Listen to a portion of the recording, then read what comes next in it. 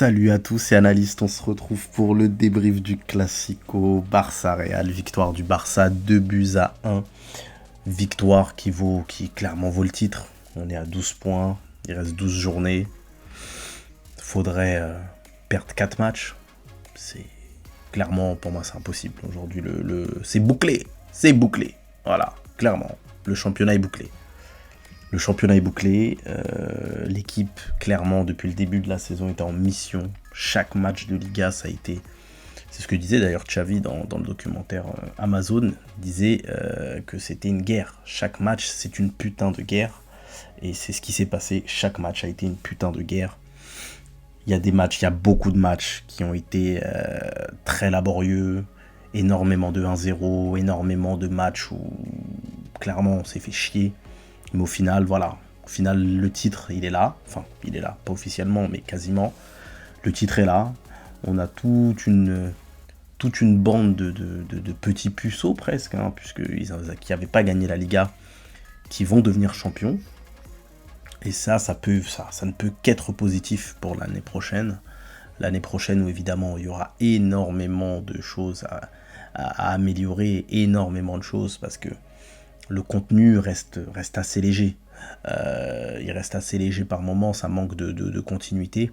Mais voilà, cette saison, au moins la Liga va être reprise. Alors pour revenir au match, je ne sais même pas quoi dire du match. Le match, donc on a joué avec le presque traditionnel maintenant, milieu à 4. C'est Sergi Roberto qui a été préféré à Kessié pour remplacer Pedri. Alors moi, très honnêtement, Sergi Roberto, il serait pas catalan, il aurait pas prolongé, il serait pas catalan, il aurait pas joué. Il fait 45 premières minutes affreuses, vraiment dans le contenu c'est affreux. Et puis il a cette qualité qu'on peut pas lui retirer, c'est qu'il sait se projeter. Il a des très bons appels sans ballon.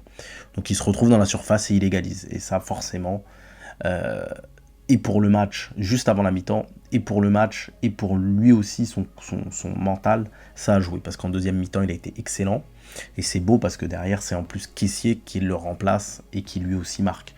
Donc pareil, réussite maximale. Côté Real Madrid, on encaisse un but dès le début, vers je crois, la 8e minute de jeu, sur un CSC d'Araujo sur un centre de Vinicius.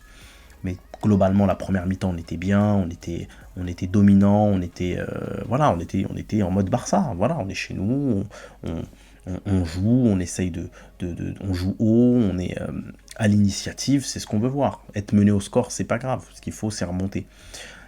Et là où on voit que clairement cette Liga peut pas nous échapper, c'est quand Asensio marque le 2 buts à 1. C'est annulé justement par le VAR sur un hors-jeu de 1 cm, c'est une épaule. Et derrière, dans le temps additionnel, tu marques. C'est fou. Tu marques alors que même dans les intentions de jeu, je sais même pas si on avait l'intention de marquer parce qu'on avait activé le mode Cholismo puisque on était parti pour défendre sur les 10-15 dernières minutes alors que le Real jouait à fond l'attaque. Donc vraiment cette Liga elle pouvait pas nous échapper, elle va pas nous échapper. Il y a beaucoup de matchs dans l'année comme ça où on a eu de la réussite. Clairement là on peut le dire, c'est la réussite du champion au final parce que c'est ce qui va se passer, on va être champion. Voilà, une réussite sur laquelle il faudra clairement... faudra l'oublier, parce qu'on n'aura pas toutes les saisons autant de réussite, ça c'est clair. Et en Coupe d'Europe, on l'a pas eu parce que la marche est au-dessus. Donc il va falloir capitaliser là-dessus, il va falloir que Xavi redescende en pression. Je pense que lui aussi avait besoin de gagner, parce qu'il avait beaucoup de pression. Peut-être que cette pression l'a empêché aussi de par moments d'être vaillant et de garder l'initiative. C'est ce qui a fait que sur beaucoup de matchs, notamment les dernières semaines, on a beaucoup reculé. J'espère que la saison prochaine, il va être beaucoup plus vaillant, beaucoup plus ambitieux, et c'est obligé de toute façon, parce que ce qui s'est passé cette saison ne sera pas accepté la saison prochaine. Si la saison prochaine, tu gagnes la Liga, mais tu vas pas loin en Coupe d'Europe, ça passera pas auprès de la direction, ça passera pas auprès des supporters non plus. Donc le match, j'ai même pas grand chose à dire, c'était un très très beau classico. Ça annonce par contre un très très bon match en Copa, parce que le Real Madrid est mené 1-0 et donc va devoir attaquer. Et on a vu que quand ils ont aligné 4 offensifs, ça a été quand même compliqué pour nous. quand ils ont fait rentrer Rodrigo Asensio, ça a été assez compliqué pour nous.